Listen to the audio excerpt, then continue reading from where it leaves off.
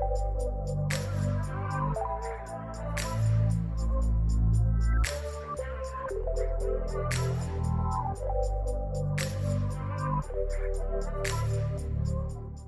afternoon, everybody. You've taken over my screen, but we can see you are there. Oh, sorry. No problem. Today has been one of those special days where we have technical challenges all around. But thanks again for everybody who's coming through and joining us this afternoon. My name is Vuyisa Kabaka, and I've been moderating throughout the day these hashtag BWA masterclasses this morning and later on this afternoon and early evening. If you want to join these sessions, you can join on www.womensmonth.co.za. And again, if you want to come on board on the call, you are welcome to join the session in the web inner details that are listed on screen with the password or the access code BWAWomen, or you're welcome to follow the stream. We are still struggling to get our YouTube stream working, but we will eventually get that right at some point. But we are now live on the website www.womensmonth.co.za. And again, you're welcome to join Elona in the screen. So Elona, welcome. Thank you for coming. Thank you. So again, thank you for being such a great, amazing sport with the tech. We also trying some of this tech for the first time ourselves. And, it's it's been a learning curve and a half, but we promise throughout the day, we're going to try and work hard to get it going and get it right. But at the same time, I think that the great big advantage at the moment is the fact that we have this recording, and we will be able to share this recording post these sessions, because there's already some amazing knowledge shared earlier on by Lisa from Amazi. And again, we'll make sure that these videos are available on the Women's Month.co.za website for the duration of the period. So thanks to everybody who's tuning into the stream via our website. You don't need to worry. You can join the session via Zoom. The details are on your screen. Elona, now you're welcome to share your screen now and take over from me while we figure out some of these technical elements behind the scenes.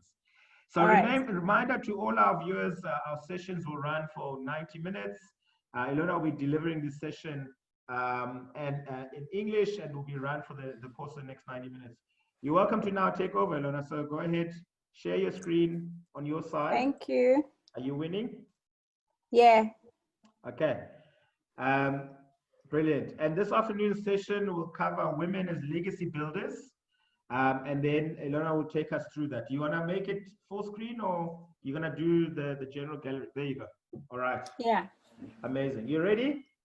Yes. Thank you, so much. Enjoy. Pleasure. Take over. Okay. Good morning, everybody. My name is Elona Tlachwayo. I run Bizpreneur.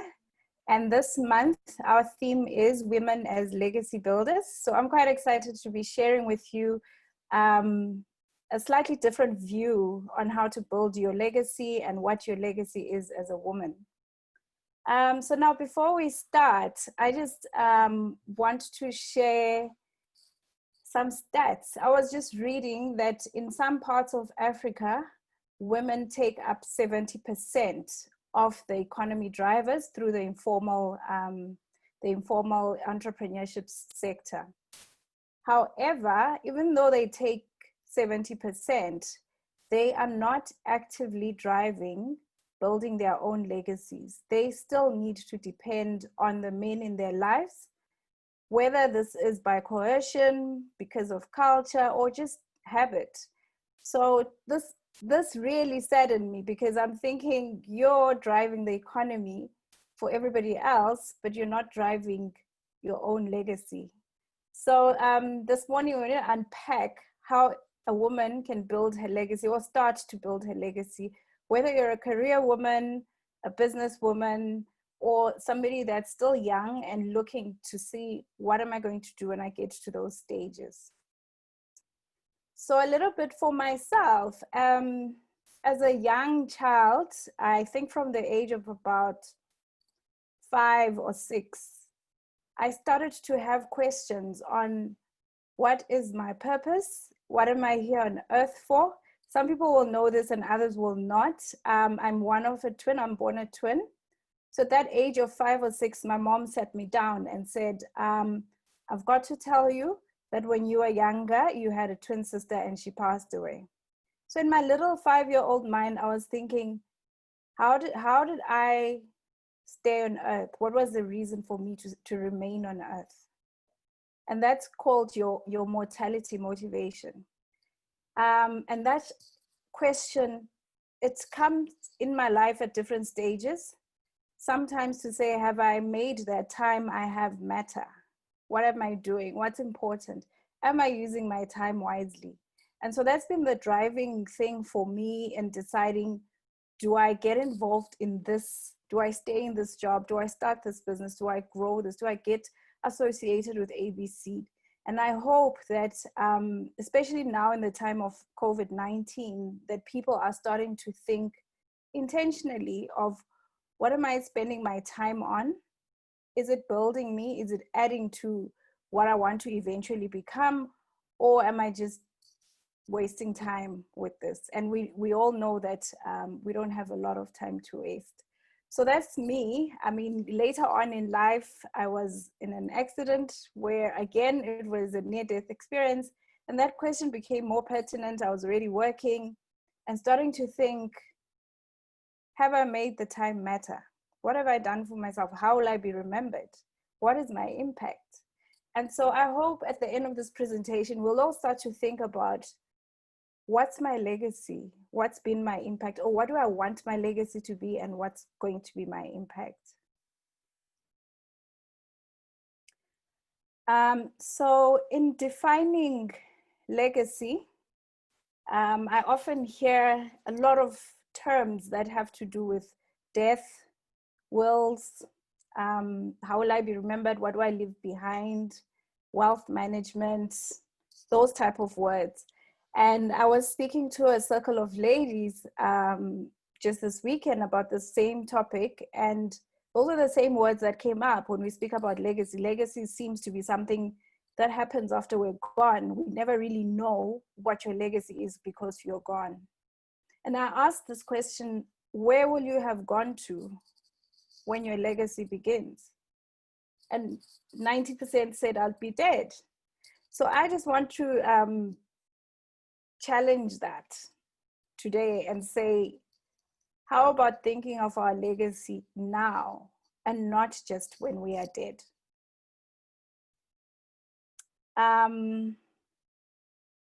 So is legacy something that you leave behind? So we work all our lives for something that we're doing for other people.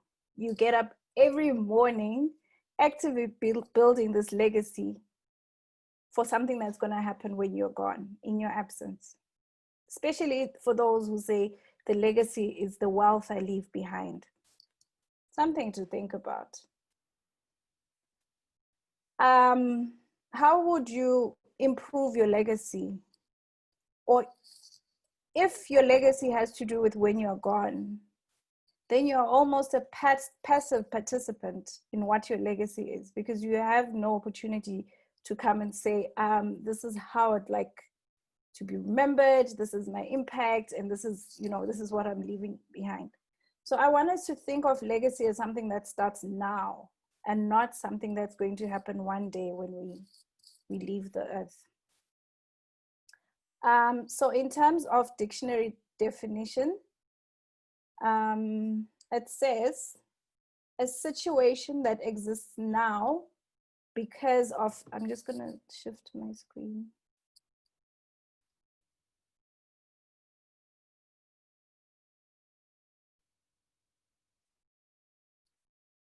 Sorry. Okay.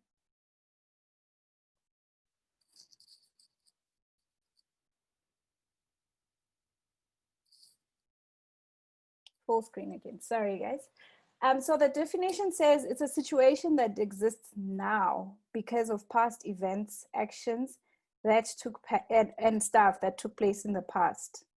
So that's the legacy that is existing now.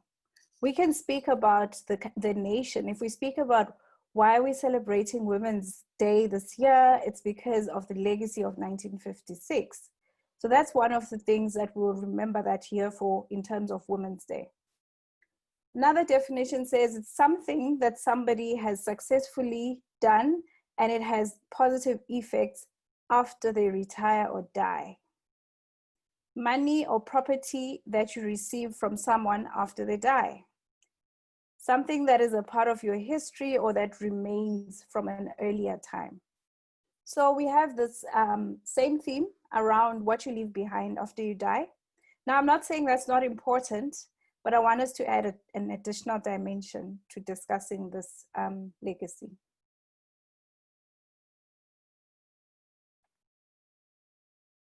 I'd like us to unlearn the popular meaning of legacy and start to think about what is your legacy now? If I were to say your legacy starts now, what is that? What would that be?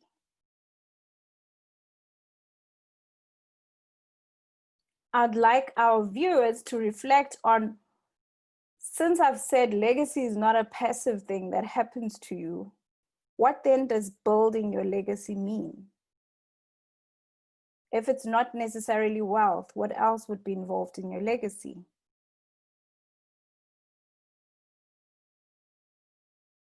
When would it start for you? So for me, I say legacy building is happening actively now for me. Think about, who does your legacy impact? Is this, if it's wealth that you leave behind, then it's specifically to your loved ones or the charity that you leave your wealth to when you're gone, and those specific people. But if we look a little bit broader to the woman today, in your career, who does your legacy impact? As you build your business, who does that legacy impact? And as a family woman, you may be a mother, a wife, a sibling, a relative. Is there a legacy there?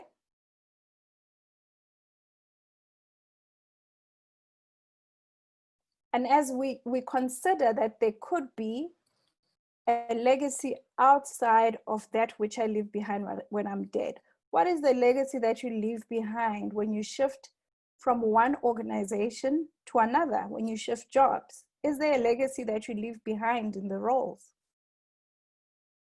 Is there something that that is a stamp that is left with your name when you move from one organization to the next?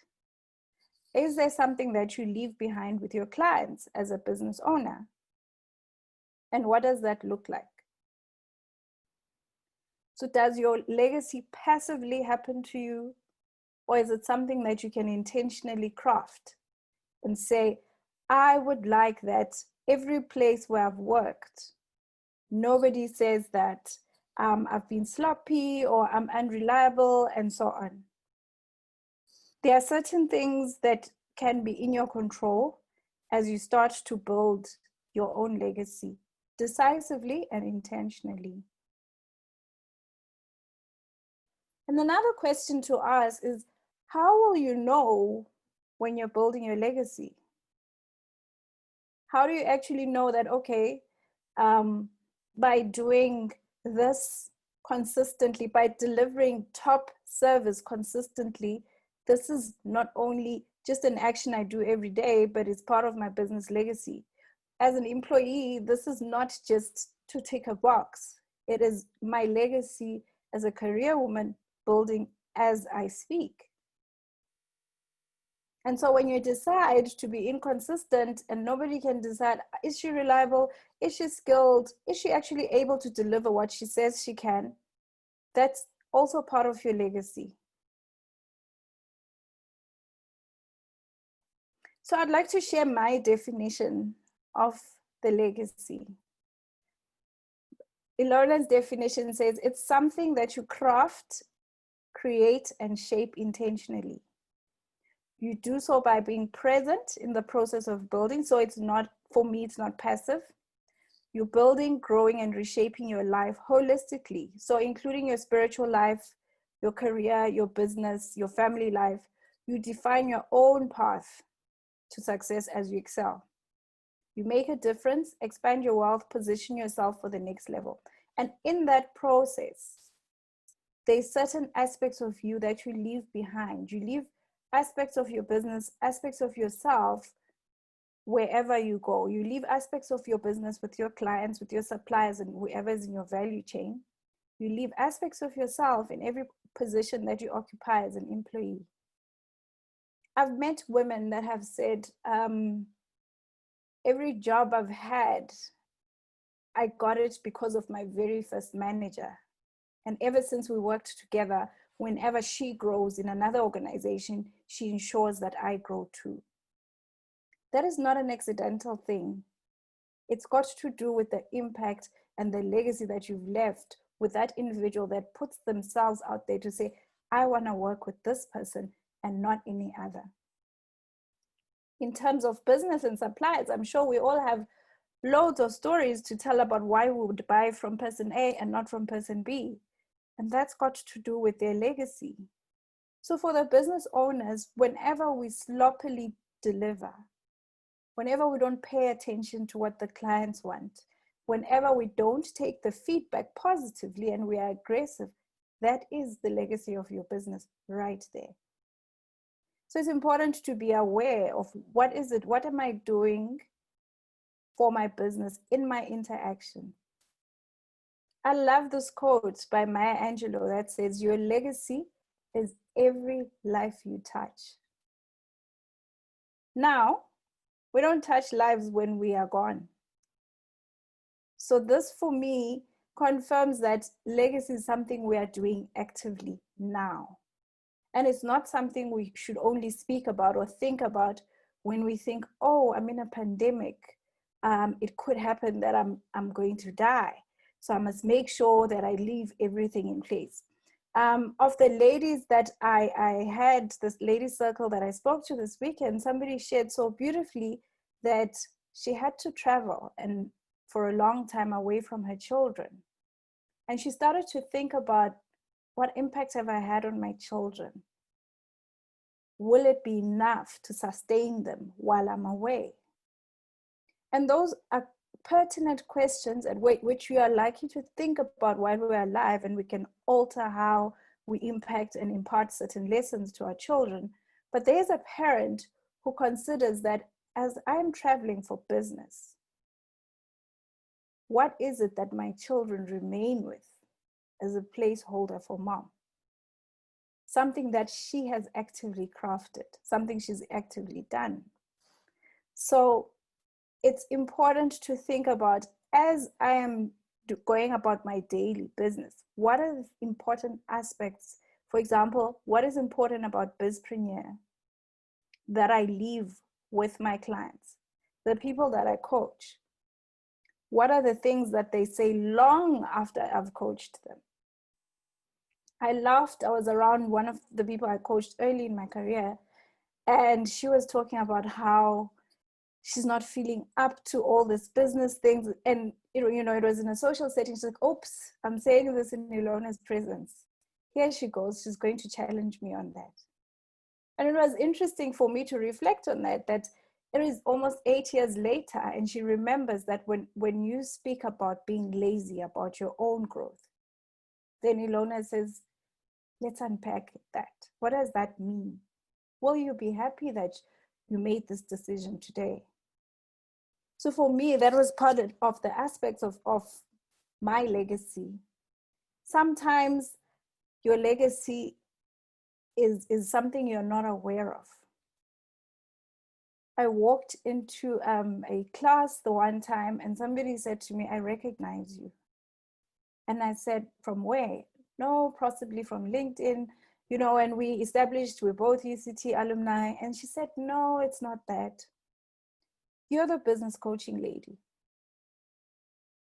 So that comes from her consistently associating me with something. It's important that the messaging and the actions come together. So I could sit as a coach and write all this motivational stuff online. Or you could sit as an individual who is a career woman, who's writing all these things about what you're an HR person, you're a recruiter, you're telling everybody what to do when they go for interviews, what to do. But when people experience you face to face, because we have now this dimension that some of it is online, some of it is face to face, is it consistent? What is that which they judge you based on? It's what you've shared online. It's the brand that you have built. And that's all legacy stuff that is not happening today, but there's an expectation that this person positions themselves as one who empowers other women. So excited to work with her, but once I start to work with her, oh no, the wheels come off. She's not actually what she says she is. So we need to actively be aware as women, and I hope the men out there as well, that what we say we are, it forms part of our legacy. And then who we are in person forms part of our legacy. How we deliver our expertise, how we interact with those who are not yet at our level, all of that forms part of the whole picture and your impact. Now, is it something that can just happen without your input? Definitely not. Because once you are aware that this is the legacy, that this is the picture that I want to build, then you also start to get clear on what do I want to be associated with and what don't I want to be associated with. What is it that you want to be known for in your industry?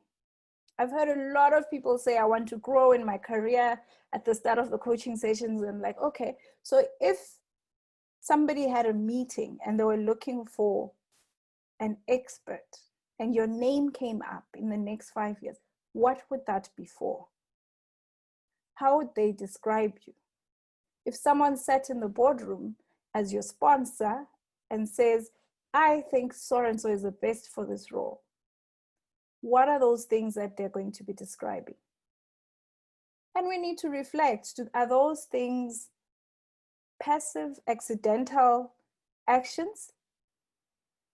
Or is it something that you've actually been doing actively? So we need to start to engage and say, okay, if I'm a small business, does this apply to me? Oh, of course it does.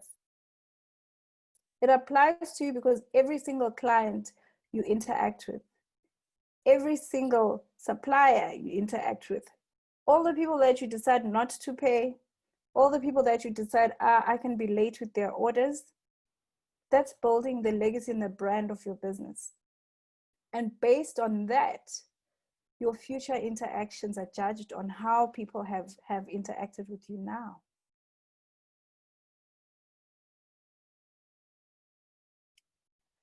So enough about Elona's legacy. Let's think about, what would you envision your legacy to be? What type of career woman would you like to be known to be? Do you develop others? Are you reliable? Are you innovative, not afraid of change? Would you like to have these great projects with your name on, successful projects, wherever you go, that everybody knows that in that corporate, that division was successful because of her? And the next time we see that you're hired in another organization, everybody associates success with what you start. Everybody says, oh, it's going to go well now because they've got her. Where is the core of your legacy? Are you looking to succeed in career?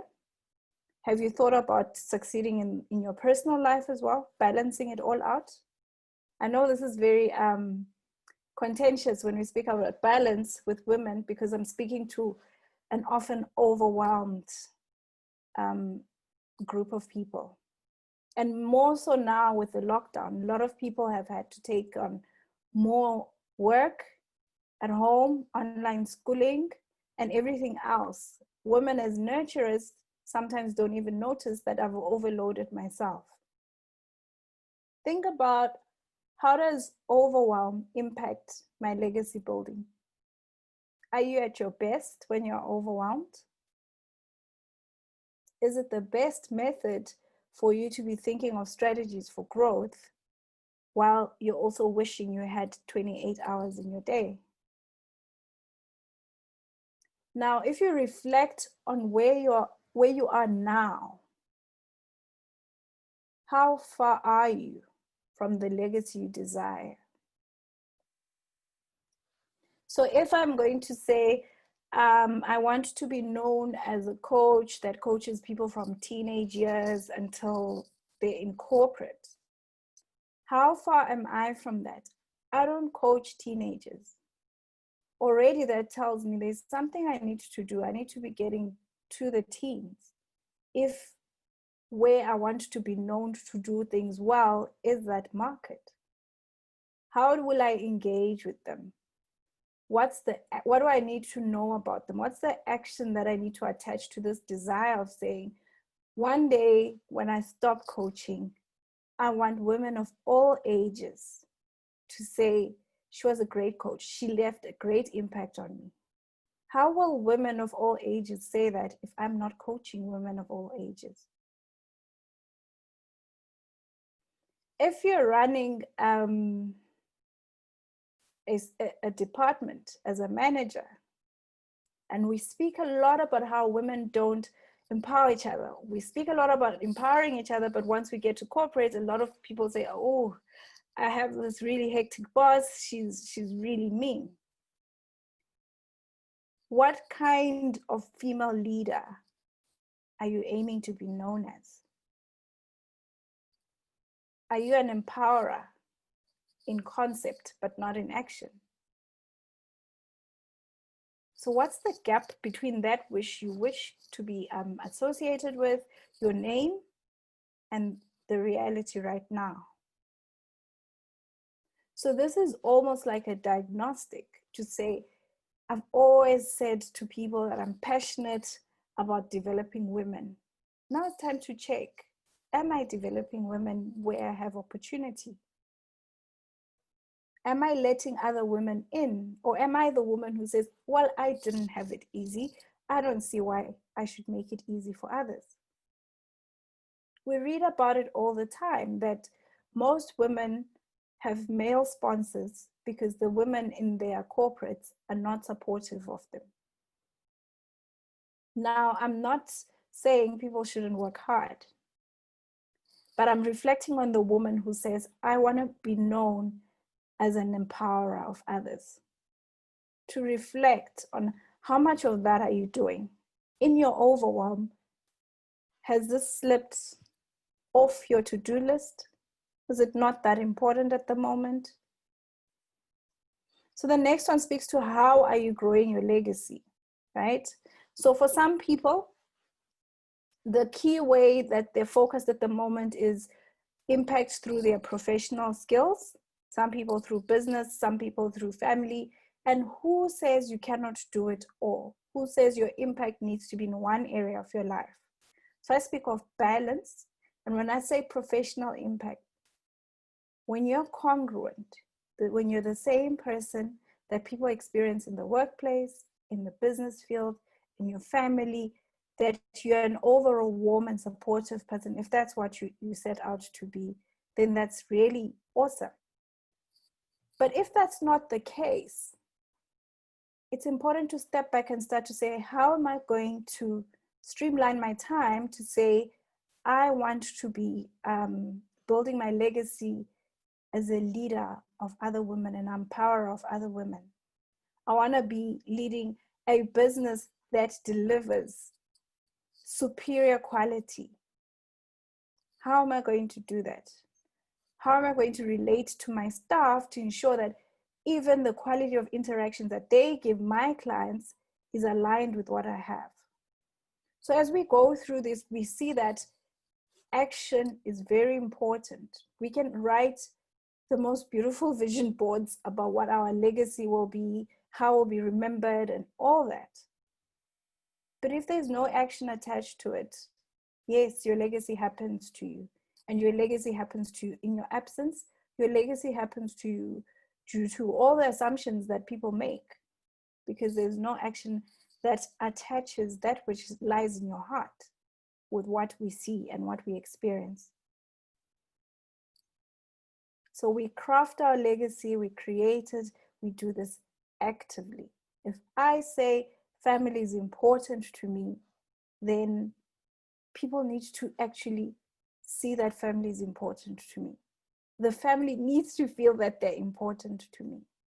You know, we can write the most beautiful things. I want to be, I want to grow in my career. I want to be known industry-wide, but I don't attend any industry events. I don't engage with anybody in the industry, but somehow I want to be known industry-wide. And that's what I want to leave behind, that I interacted across board and I knew my job from A to Z.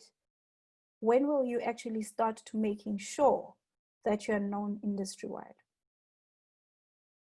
So sometimes it happens that you are great at your job, you are great at your business, but somehow the control or the driving seat has been given to somebody else. You know, like I said, I spoke about the women across Africa that control 70% of a certain sector.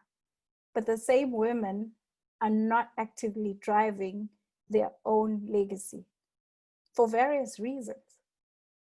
Now imagine that those who are in charge of what will my wealth look like in the next 10 years, where will I be working, what type of role am I going to be in, what will my business look like, that's somebody else's decision, and yet they are said to be the economy drivers. That's really sad.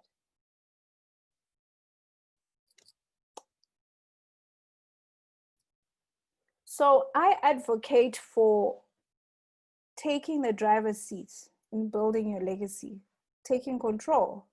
People that I've coached in their career will know that I say, who does it serve that you grow in this organization? Most times it serves you.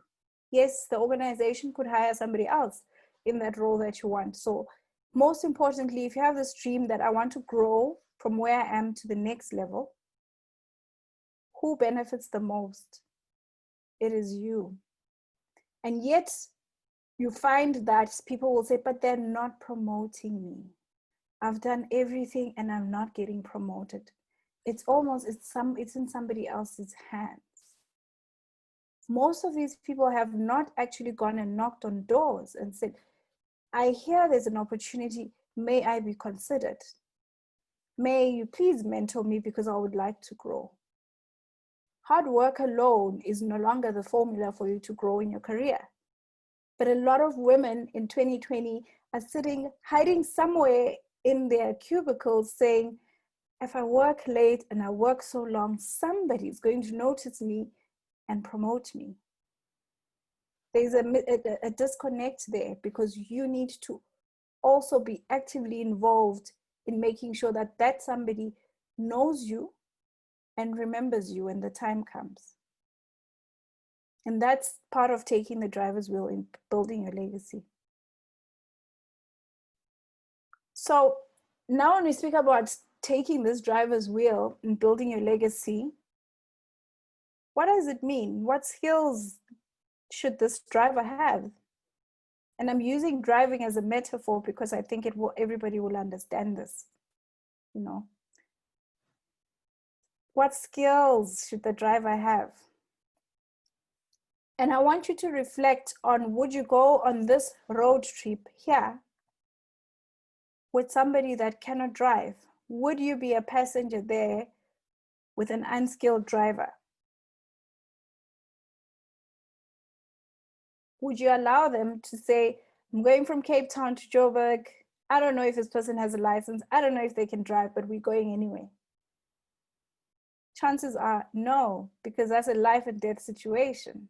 But so is your development. So is your career growth, your business growth, and anything else that you want to grow in.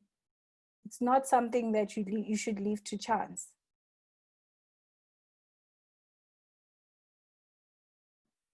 Also, on this road trip, what if your driver has no plan, not enough fuel, has never driven this road, does not know exactly how they're going to get there, but they say, let's go anyway and see what happens? Most people I know be like, you know, but we do this with our careers. I've coached somebody that said, for a long time, I thought if I worked hard enough, my manager will open doors for me, but she didn't. And what then happened is she and her manager had different goals for her. Her manager said, if I keep her in my team, then my team will flourish because she's really good at what she does, and I really don't want to lose her. So I'm not saying the manager was wrong or a bad person, but their goals were not aligned. So on the one hand, it's all about your growth. It's all about growth, but whose growth is it? Is it your growth, the company's growth? And why can't you facilitate for your growth as well as the company's growth at the same time? And that's where you're taking charge and saying, actually, I can do more and impact more if I shift to this place. And for the business owner, instead of saying, if only my clients could come back for more. I know most business owners don't do this. They go back to the clients and say, do you want more? I can also do A, B, C, D. But if you don't, and you say, they can see it on my website, they can see what I do. Chances are somebody that's more intentional is going to get to deliver that. So it's very important to start to think about, what is it that I'm saying I want this business to grow into? And what am I doing in terms of action? Am I leaving it in the hands of my clients who don't know what else I can do because I haven't told them? Am I leaving it up to them to say, you know what, I'll just tell them I can do it. And if they really like me, they'll choose me. No, that's not how the market works. So it's important to start to think about, if I want my children to be exposed to ABCD, these are the dreams for my children, we need to put action to it. So what action is attached to that thing that you want to build? I want to be a present mom. You know, presence is presence. It doesn't happen by delegation, doesn't happen by... So as soon as I'm saying, this is what I want to do, I need to ask myself, is this the experience of those that are around me?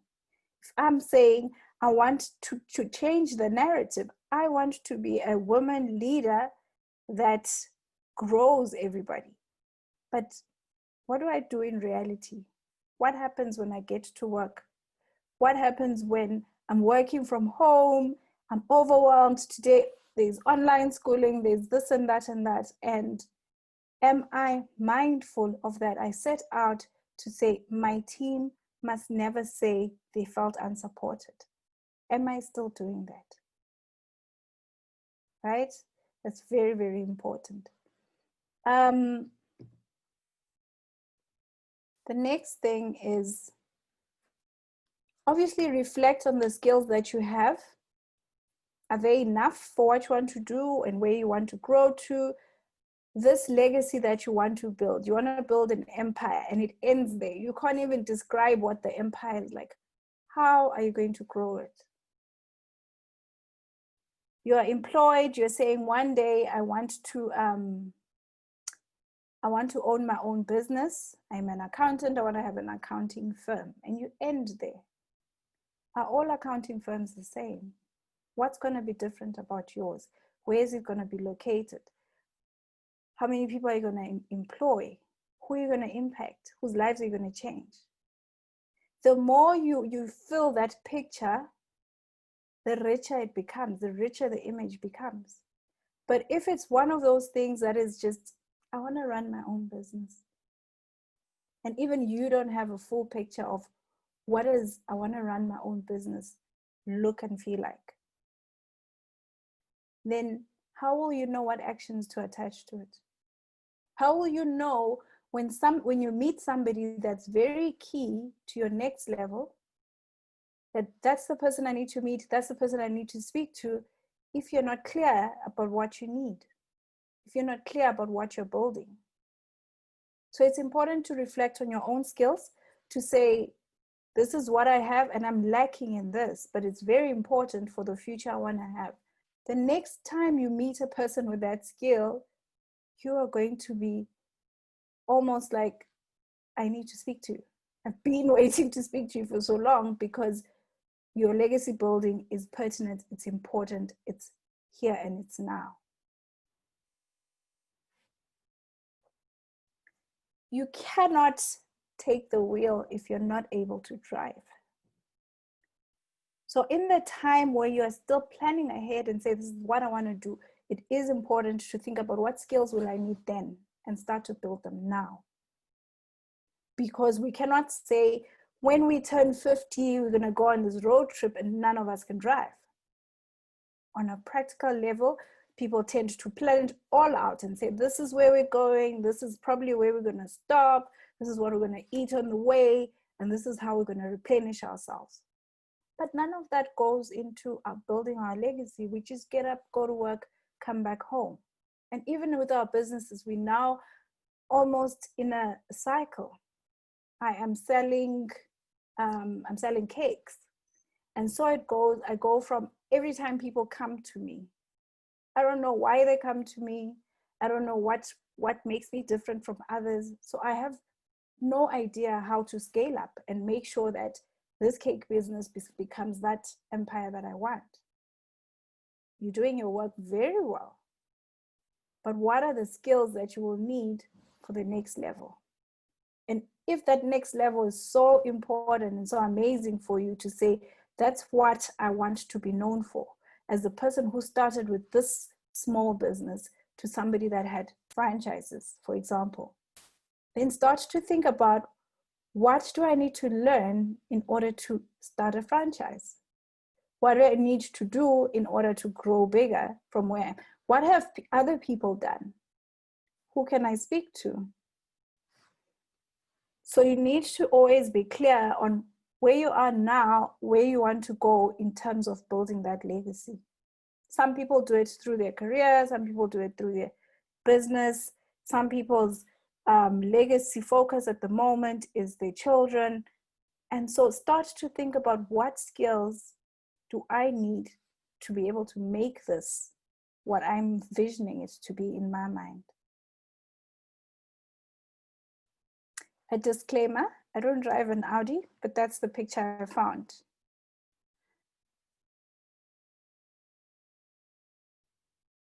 So some of the things to do, to think about, is how alert is the driver. So you're on this road trip, and remember the road in the previous slide. How alert is the driver? And that's very important. So as a driver goes, they see the landmarks. They see the threads, the detours, the potholes, all those things. Most times your passenger on the front side or at the back is concerned with other things. Yes, they may watch the road, but they don't really have to, because they know you will, right? I've met people who have this approach when it comes to their careers, that I'm just going with the flow and I'll see where growth takes me. I'll see where that flow takes me. I've seen people with their businesses who say, people are not buying from me. I've got everything. I've got social media. I've got an online store. I don't seem to have traffic. But they're still going with the flow.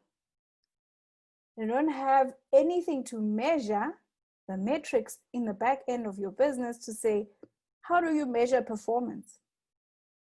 Oh, but I'm a SMME. I'm not an employee. We don't have performance measure. You know what I'm saying? So it's important to start to think about, how alert am I about what's happening as I journey on this legacy building. So as I said, passengers often don't watch what's happening as attentively as the driver should. The passenger may not know that we're going to run out of fuel, but the driver should. So that's two ways of looking at the same journey, one as a passenger and one as a driver. And I'd like you to reflect, what type of alertness do you bring to the journey? At the moment, are you like a passenger or are you the driver? The driver will be quick to see that there's a place I can refuel in the next 5 kilometers. But I have less than 2 kilometers worth of fuel. Your passenger could be happy-go-lucky and success happens to them or success doesn't come to them. So just because you're not actively doing this legacy building, it doesn't mean you won't get successful. Success will come. But because you don't know, how did I get promoted in the past? How did I come up? How will you be able to replicate it? How will you replicate the success that you've had in the past if you were a passenger? You got to the destination, it was beautiful, and now you are stuck at the destination. You want to go to the next place, but you have no idea what the last trip took, how you got there, what type of things the driver had to take into mind, how the driver stayed awake, and all those things, because you were a passenger and it was awesome and you got there and you had fun. So what type of alertness are you bringing to this journey? What type of skills do you have in this journey? Is it passenger or is it driver? And think about what type of skills would be important for you going forward. So if it's the career you want to grow, if you want to get into, if you're a junior executive or you're a senior manager, you want to go higher, we all know the skills that got us here won't get us to the next level. But if you have no idea of how you even got to management, for example, how will you build yourself up to the next level? If this driver decides, that's it, I'm done, I'm not going to the next level, this is my final destination, you have a desire to keep going, how would that be? If you're an unskilled driver, you've never bothered to think about what goes into driving, and suddenly you have no driver. And this happens with retrenchments. This happens with the economy shaking. This happens with the lockdown. I have a business, it's going well. I don't really know what my success metrics are. And so when something shifts, I don't even know where to start in terms of fixing, going back onto that success journey. Because I've never taken time to think about the skills that I need. I haven't been as alert as a driver. I've been a passenger and it's gone well. It's been very rewarding. But now COVID-19 has hit us and there's lockdown, and suddenly you have to have all these skills and all this alertness at the last minute. And that's not ideal. So as we plan our careers, plan our business, plan our lives and our identity and your legacy as a woman, it's important to be aware. What are the things that worked to get me here and how did I do it? Reflection is very, very important because it's not just the success. The success will come and pass, and maybe you now want more. How will you get to the next level if you've got no idea what were the important ingredients? You go somewhere and you pitch. You haven't thought about what makes me different and so on. And by luck, you get that tender. But perhaps that's not going to help you in the next place. So what I'm basically saying is important to understand your own skills toolkit as a business owner, to understand your business as a whole, What are our strengths? What is our competitive advantage?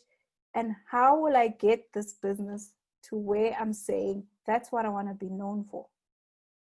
It definitely cannot happen if you're a passenger. So, you know, we find ourselves at this time where we started off with that beautiful road. Remember, the flat highway that looks like you can do amazing speeds on it. But somehow you get to this windy road and you got to be even more alert because the road is not as predictable anymore. It's important to adapt. Adaptability, I always say, is one of the important skills of this time. Because when you start off in a role, 10 years later, those skills that you used 10 years ago are probably not even relevant. There is just so much change. That is in the working world, but also in the business world. Perhaps things change even faster. What happens when my supplier closes down and goes broke, and this was my key supplier, and now I have no ingredients for what I'm doing? What then? Do you also close your business? So starting off on a good road, you have good networks, everybody says, okay, here's some work, here's this, I'm going to subcontract you, and so on. It doesn't mean that you won't get to these windy roads. It doesn't mean that there'll be no potholes, there'll be no detours. So it's important to think about, that is my overall goal. I want to build this legacy. But what am I going to do should things shift from what it is now? What am I going to do when the economy changes? What am I going to do when my clients' needs changes? If I'm comfortable in my corporate role, I've got an amazing relationship with my manager, what am I going to do if she leaves and I get a new manager that doesn't like me? For some people, that's a deal breaker. They just go to work to be liked. And if they're not, then it's a mess. I don't like my job anymore. So it's important to teach yourself to adapt. Expect that things will change, because that's one of the surest things in the world right now. It's important to refuel and recharge yourself as the driver, because we've left the passenger behavior behind. Refuel and recharge yourself. How do we do the refueling and recharging ourselves? Learn new things. So like I said, the skills you had when you started your business, they're great, but are they going to keep setting you apart from your competitors forever?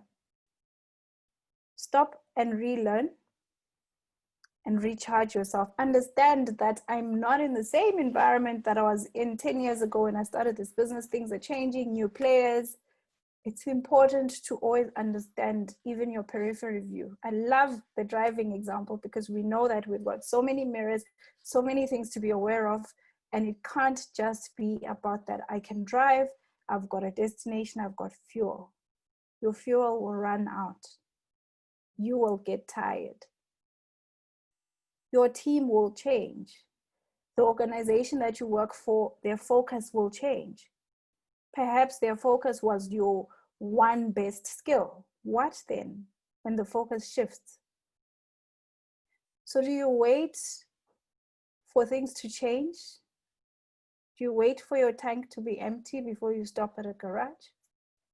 No. Continuous improvement of yourself as the key instrument in this legacy building is very important. So your growth cannot happen in a vacuum. You cannot say, I want to scale up my business and I want to be bigger than my neighbor, but I don't read, I don't even know what's happening in the environment. What I'm clear on is where I want to go. I've never driven on a windy road. I've never heard of it, but I'm going. What happens there? So it's important to stop and try and understand your environment, the environment in which your business operates, the environment in which your suppliers operate, because that impacts you, and the environment in which your clients are in. It's no use to sit and say, oh, my clients are getting retrenched, they're losing jobs, but I'm just going to keep producing at the same scale as I was because this is my model. Be able to adapt in reaction to your environment. And that has to do with you having that alertness of a driver. Reflect on what has worked. Why did it work? So you go, you apply for this role, they take you in, you keep having these meetings, things are going well. It's important to stop and say, what actually is going well? Is it my skill? Is it my technical skills? Is it my people skills? What's the reason behind the growth? Then you are now in control. You know that this is the thing I'm leading with because this is what's working. But if you have no idea, where is my success coming from? Then you won't be able to improve it. As your environment changes, you won't be able to adapt the key thing that grows your business. Now, it's very important to prepare for things that are out of your control, right? Like I said, when you have built your career on that, you've got this lovely boss that makes you, every day when you wake up, you're so excited to go there. What happens when they're not there anymore? Because your focus has been a happy work environment.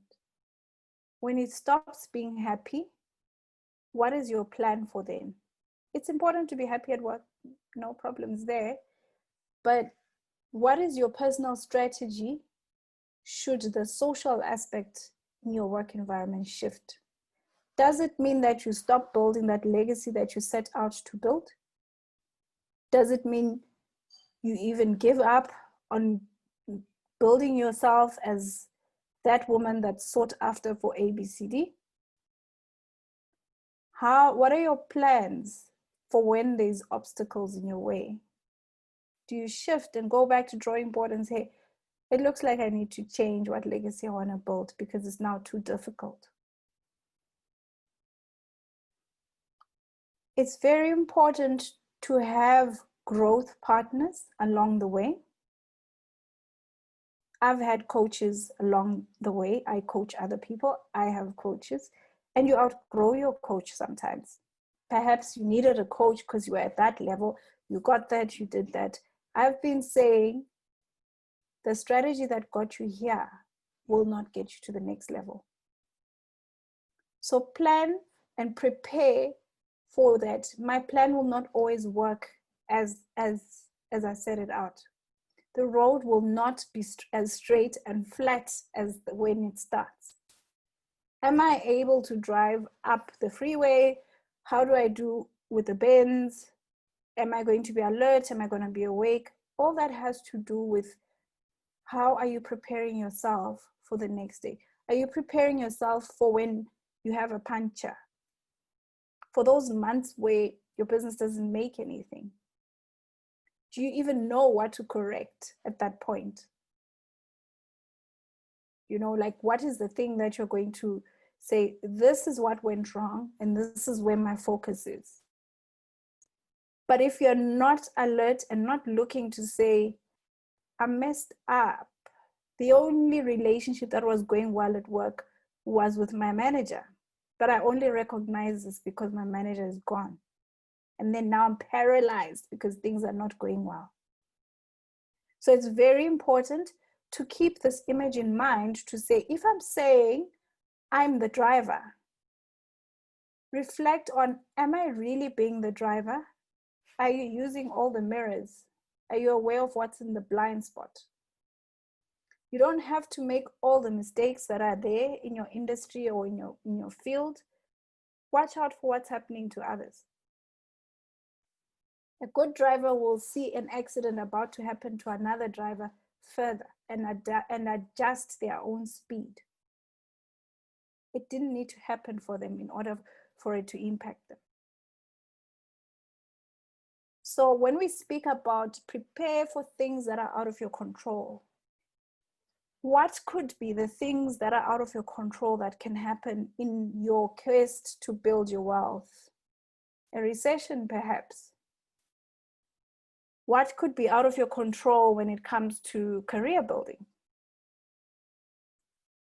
Perhaps you've identified that you're a specialist in this one item, and suddenly the organization you work on decides that that's not really the direction they want to go.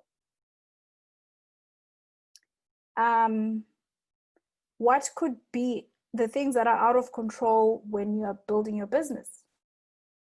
Perhaps your client find another supplier that they prefer, or the lockdown happens and you order your things from out of the country. Suddenly you don't have that anymore. An interesting one when it comes to family and parenting, in 2020 alone, I'll say I've coached about 15 small business owners who are female, who share a very sad and similar story. Last year was great, everything was going well, and then I got divorced. I'll tell you, those businesses are not really existing. They're not profitable. Divorce happened, and the woman could not lift herself up. The business crashed. And I'm not talking about a business that started in 2019. I'm talking about solid businesses that have been impacted by the unexpected that's happened in the female owner's life. And I find that really, really sad. I mean, divorce on its own is sad. But because of how much self-belief these women have, or how much coping mechanisms they have, their businesses or their careers have gone down the drain. These specific women are running businesses and everything's just crashed. Somebody said to me, I'm struggling to believe I can still do it without him. So we're not here to man bash, but we are saying, be happy in your marriage, be happy as a parent, be happy building your career and your business, but you must know that there's always going to be the things that are out of your control that come. And that's where you start to ask yourself, how important is it for me to build my career, even if it's not in this company, since I've been retrenched? Am I building a career, or was it about this job only? In terms of business building, this amazing young person just started their company. They are better than me in social media. They are better than me in everything. I don't think there's room for me. I've heard that. I mean, somebody said, you know, there's just so much against me at the moment. I'm not the right age. I'm not the right race. I'm not, you know, all these limiting things that we put in front of ourselves that come and then say, is that the real reason that your business has crashed? For parents, they were cute when they were young. Suddenly they're teenagers and they're talking back. That's out of your control somehow. But how does it relate to you building your legacy? Do you stop? Do you stop that dream of saying, I want my kids to value this. I want my kids to be responsible citizens. And how do you do it? How do you shift your approach now that you've reached a different season? You may have a preference for a certain manager, female manager. Now you have a male one. You say, well, now I don't know how to talk to this person. How do you adapt yourself? I mean, my heart was really sore to say, what is happening? Yes, there's a lot of divorce that I'm aware of, but for me to get to engage with people who say that since the divorce and all the legal battles, it's built into my business and I'm unable to operate. I've had to let go of my staff. I've had to disappoint clients. You know, I am now on the wrong side of the law when it comes to paying my debt. All because something that's out of your control came into your life and we're unable to adapt. So it's important to say we will plan our legacies, we'll plan what we want to grow, but also prepare for things that are out of your control. And know that I still would like to build a business, perhaps under different circumstances, but things that are out of your control should really not be the things that make you lose your passion for your dream. So, as we're speaking about adapting and preparing for the difficult roads, I saw this quote that said, difficult roads often lead to beautiful destinations. And it sounds cliche to say this, but I've met quite a lot of people who will say, I almost gave up because things just seemed not to be working, right? But I didn't. And that's why I'm here. And that's why it's amazing. And that's why, you know, we know these type of stories. So it's important to teach yourself that really, really, it's very rare that in career building, in business building, in raising our children and anything else that's important to us, that everything will come easy. Perhaps segments of it will come easy, but you also need to say, it's not this way forever. It may get difficult, and what am I going to do? How am I skilling myself for that? What do I need to know for when difficult roads come?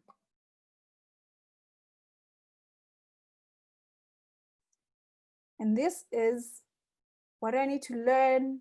Who can teach me? Perhaps I'm in an easy road at the moment, but I'm aware of somebody in a difficult road, and what can I learn from that situation as I watch or as I'm involved, depending on your level of involvement? What do I need to know for the next level? What do I need to know in order for me to build this legacy effectively and impactfully? What do I need to do? So I keep emphasizing that action is very important in this journey. I'm just gonna have water. So the actions that we put into our plans and our goals and our visions are the game changers. So what do I need to start doing more of? What do I need to start doing less of, if that's where I want to go to?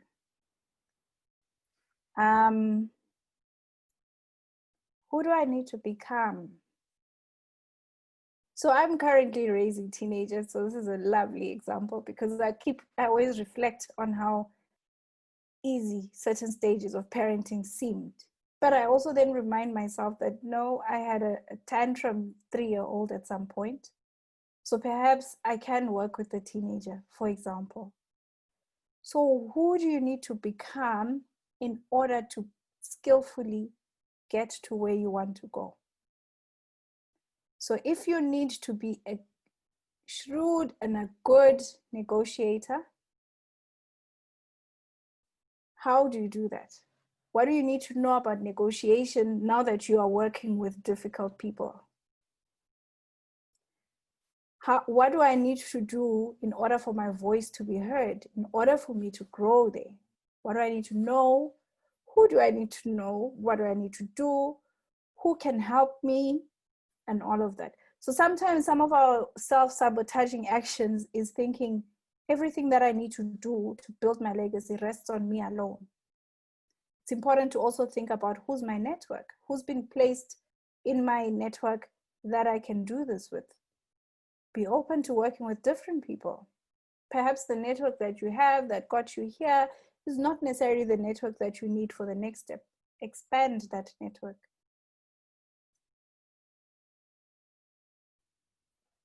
What needs to shift in me in order for me to get to that which I want to build? So it's very easy to complain about our context. You know, there's no room for women, nobody's making space for us, A, B, C, D. But what needs to shift in me? It's important to look in ourselves as well to say, what do I need to do? And if it's I who needs to build that table instead of wait to be on that table, what do I need to do? Or am I sitting waiting to receive when I'm not willing to give in my interactions with people? what are the things that I need to change as an individual? What are the things that I need to grow into as an individual for that next level?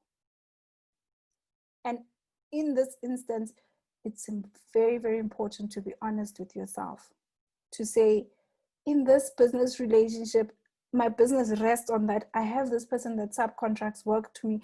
They give me such great work. But what have I given? Have I given in this interaction?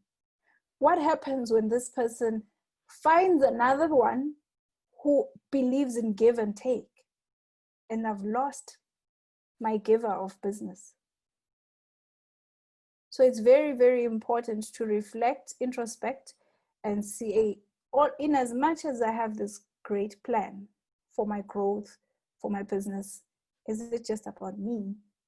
What impact am I having on those that I interact? What am I an enabler for others? Am I doing what was done to assist me? Am I doing it for others as well? So it's also important to think that this driver that's going to drive from Cape Town to Joburg needs some care, because you are going to get tired along the way.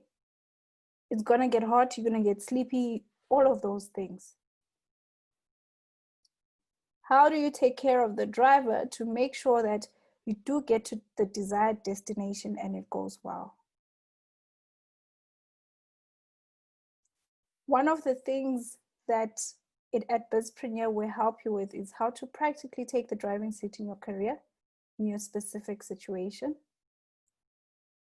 and how to unlock your potential and grow your career, taking control of your legacy much more than you have.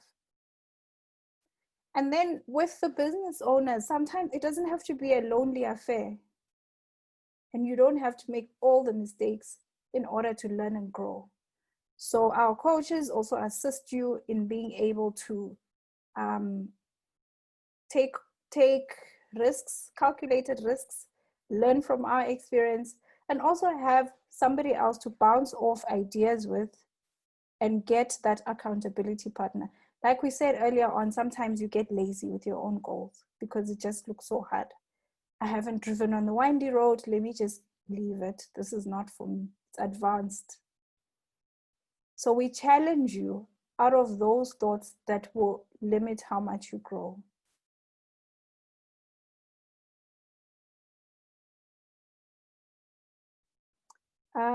I think now is time for, we have a mastermind for women that's going to start in September. This is a group of women that is going to get together, and we do active legacy building. A lot of women have said, I've let my 2020 dreams go by the wayside because of lockdown. My dreams are on lockdown. But I want to say, let's start in September. There's a discount for those who are with BWA and are watching this mastermind. And let's shift things. Let's take control of what our legacies are going to be. Drive the economy, but also drive your own growth. I'm going to pause now for a Q&A. I'm not sure if Lisa is going to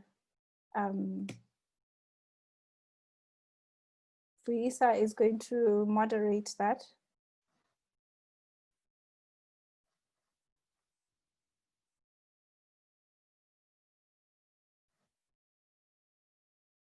From our attendees, do we have any questions or comments? We can just put them in the chat. Wow, Elona. Okay, I know that I've got questions. So as we kind of think through this as well, I wanted you to respond. So thanks again for an amazing kind of session. And again, please, everybody, take advantage of the opportunity to engage and connect with Elona on coaching. And I know a lot of people, again, I'm not sure how much time, I don't recall that I heard you say much about yourself, but if you don't know, okay. Elona is a PhD candidate at the moment, and she's kind of putting together a thesis. So again, it's a bright spark for our nation and our country. I know that for me, I have two questions that I wanted to ask you, but the first one, if I can start, we Mm-hmm. spend a lot of time talking about legacy, I think in the context and construct of our own businesses. Mm. I wanted to widen this conversation and kind of speak altruistically, Elona, around legacy that all women should have as a target for their families. Mm. Again, part of that is a business, but part of that Yeah. is their children. Part of that is intergenerational wealth. So I wanted to ask you first of all, what advice would you give women? I mean, a lot of families in South Africa today are led by women. They're more Yeah. matriarchal in structure. What advice would you give women how they can build the kind of legacies that begin to shape and reshape our future? And again, to bring context to that, I mean, this COVID period is affording all of us an opportunity in which to reset, readjust, and Yeah. almost reimagine the future. So I know you've spent a lot of time talking about legacy related to our individual business. How do we take that same kind of context and elevate it to reshape our lives as communities and as It's families, family and community. Okay. especially as Black families? Okay, so one of the things that I tend to emphasize is that when we speak about women empowerment, let us not forget the boys and the men. And simply because I remember I was at Wits the other time in January and it was registration time. It was interesting to see that there's quite a lot of young girls and very few of them, like the proportions were quite alarming. And somebody then made a comment and said, where are the people who these young ladies are going to marry or have children with? They are not at varsity. They are not registering with them. I mean, the difference was huge. And we look at how many programs we do for women, which are very important, but we should not forget to close the loop, because as we empower and elevate our young ladies and we leave the young men around, society will then have another problem. So I think balance is very important in that we look at things holistically. So for the woman that wants to grow and impact herself, she needs to remember, my impact is not just at work. My impact is at home. And it stretches over to all, like almost to say, who are the stakeholders in my life besides my boss that gives me my salary, or if you're a business owner, my clients and so on. To say, the community in which I live in, have I left a positive mark? If I say I'm so passionate about developing people, but the community close to me has so many unemployed people, and I've never donated an hour of my time to just tell them how to build a good CV, an unpaid hour, that will go a long way. So it's important to always think about that. We may not all be millionaires, but we have something to contribute to our communities. With your skill, with your time, it's not always about making big donations, but make sure that the community benefits from having someone like you, because you live in that context, and improving the community in which you live in is better for you as well. That's amazing. And again, my second question is similar but related to the context around how men in our society can begin to start supporting that intergenerational wealth conversation. How should we be thinking about this? How could we again be? I mean, as you know, in many cultures across the continent, we have a common trait of the balance between patriarchy and matriarchy. But at the same time, what we do also realize that wealth needs to move from one generation to another. What is the role of men in society as we build legacies that stretch beyond our immediate kind of situations?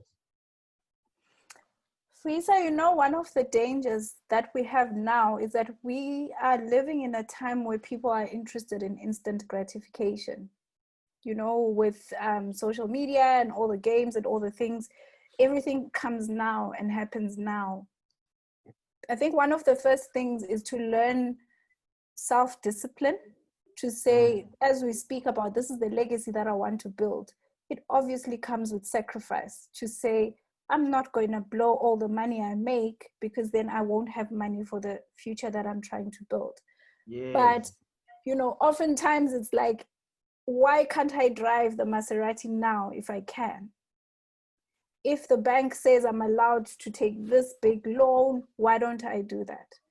It's not, those decisions are not being made in the context of, what can this money do for me in generations to come? How can I invest in such a way that I am still comfortable in later years to come?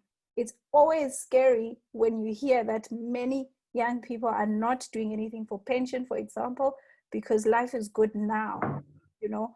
So it's important for people to start to think about, in the context of your legacy is ongoing and it's long term.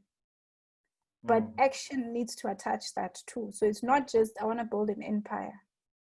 Is what I'm doing every day aligned to actually building an empire that's sustainable and goes into the next generation? How are we raising our children? What type of spending habits do they see? Somebody once shared that if your child asks for a new bike and you buy it today, sometimes you need to delay and say, I don't actually, it's not a priority now. Let's wait for it. Teach your children to save. Let your children in on that. Oh, I like that house. And your children will tell a story that it took my dad 5 years to go there. Because sometimes they think that because you liked that house and got it this year, perhaps you liked it 5 years ago, but you don't communicate these dreams with your children. I love that. Your mind is that you liked it this month, you got it this month. And so that's how life works. How resilient are they going to be to actually stick to a goal for 5 years and say, this is what I'm working for and I'm going to stick to it because I know it works. I've seen it in my dad. And sometimes it's the mom. Sometimes we have single parent homes. It's important for your children to be able to see that things don't happen at the click of a finger. Even though our devices and everything make it look like that, we need to bring back the value of hard work, of self-discipline and sacrifice. In the practical day-to-day things we do. Yeah, I love that. In fact, it's a lesson that I think as Africans we can take from multiple other kind of communities. If I think back to, you know, Muslim community, if I think back to the Indian community, if I think back to the Chinese community, to the Jewish community, a lot of that kind of processing and thinking in legacy building, in sharing experience and knowledge, in transparency of process with your kids. In fact, that's a nice segue. We've got a question from Anonymous here. Elona, thank you so much for such an insightful and thought-provoking presentation. What legacy are you currently building for your children? I must say as well to everybody watching, I know Elona's husband. We were at university together. So I know that he's a very hardworking, has always been that way kind of person. So I'm also curious to understand this question. So go ahead. Okay. So I'm going to take it back just a tiny bit. I'm a child of a farmer, and I always share that there were times I didn't know why my dad told me certain things. He would tell me, I'm going to sell 3 cows because I want to go and buy a quantum. It's going to be a taxi and I'm going to use that money for this. So you're in primary school and you're being told all these things and you see it happen and you're like, oh, okay. And then he says, okay, with the money for this, I'm going to do that and then I'm going to do that. A lot of that is involved in how I run my business today. But I was in primary school when I started those conversations, which many people would think, oh no, she's too young. Why are you telling her about your business strategies? You know what I mean? And there were boys in the family, but I had these conversations with dad. Being a farmer as well, speaking to me about seasons, there was times when there was a drought, he put in everything, planted, and nothing was harvested. we had those conversations too. So it's important for children to know that you can do everything right and the result is not always perfect, right? For my children, one of the things that is important for me personally is that they know their purpose and find their passion. They may not be very skilled at what they're passionate is, but they should know what am I passionate about and what do I want to do. And where I come in is, if you want to learn how to do art better, I will take you to the art lessons. I will facilitate for your growth, but you need to find it yourself. So I'll make an example. I had one of my child's friend come to visit a couple of years ago. And she said to me, I'm bored. And I didn't know what to do with that question because my kids don't say that. I don't design for them, this is how your day must go. They need to learn to initiate. They need to discover. And if they're bored, they need to think of something to do. So I'm not a rescuer of a parent. The legacy that I think, besides wealth and money, one of the important things is they are thinking in individuals and they are adventurous and they are curious. So my daughter is 14 and she's already told us, I want to study architecture. I've found that in the Netherlands, they've got good architects. I didn't teach her that. Do you know what I mean? So it's important to, I think if you have thinking children, encourage them to think and seek knowledge on their own. Yeah. And I've got one more, and again, just looking at time, but it's also coming through. I think this is more kind of around your coaching hacks. What advice would you give to savings and meeting saving objectives? For example, school fees, buying a house, saving for a business. How does one save for different goals from a monthly contribution? Any thoughts on that? Okay, so my high level advice, since I'm not a financial advisor, align that to importance and priorities. I've found people who speak about they've got good savings, but they're also in a lot of debt. For me, it makes sense to reduce your debt and start to save according to priority. So the things listed, I think, was school fees and so on. If the thing that you find is important to you and your family is a good education for your kids, then the time spent and the money spent and the effort spent on education needs to reflect that. So one of the starting points is to say, if I say that I'm saving what's important for me is a legacy and a good home and good area and so on for my family, then your spending habits needs to reflect that. It needs to align. And you also need to be prepared that you will sacrifice some pleasure now for that which you are saving for. So you cannot build that future you want while you're having every gratification that's happening along the way. The two don't always go together.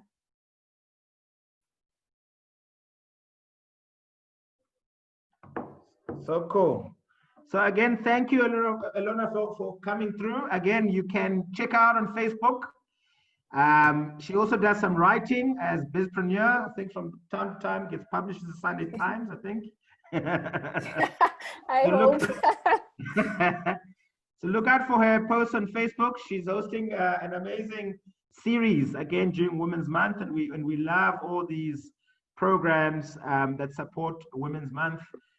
So again, you're more than welcome to go to her pages on Facebook and subscribe to YouTube. But a lot of this information already is on her website, which is bizpreneur.co.za, and you can find out more about the work that she's also doing. And look out for even more things that we'll certainly get to do with Elona over the next coming months on the website, womensmonth.co.za. So thank you so much for your time. Our next session is going to be on financial forecasting. That will be at the top of the hour at 1 p.m. For everybody tuning in now, we want to apologize for the technical errors and the technical challenges we faced. We'll be using this interval period again to try and get on top of the stream, especially the YouTube stream. But you are hopefully joining the call at the moment using either directly through the Zoom, if you've bought a ticket to join in. Again, we just sent an email a few minutes ago, but at the same time through the website www.womensmonth.co.za. So thank you again. The morning has been amazing. We've grown from building systems to now building up on our legacy. We shift gear a little bit in the afternoon. The lunchtime session will focus predominantly on financing your future and kind of forecasting for that in your business. We'll also go into using technology tools around your training and your training, as well as your coaching business. And then later on, we're going to have sessions that speak to, again, other elements of how you can ultimately prepare for your future in terms of wellness, as well as your brand, your company, and your personal brand. And Elona, thank you so much for joining us this afternoon and taking us through to the lunchtime section. And we'll see everybody shortly at 1 p.m. with Sivanati Sibakta. She talks through future forecasting from SM Tax. Enjoy the break. Thank you. Thank you. Bye.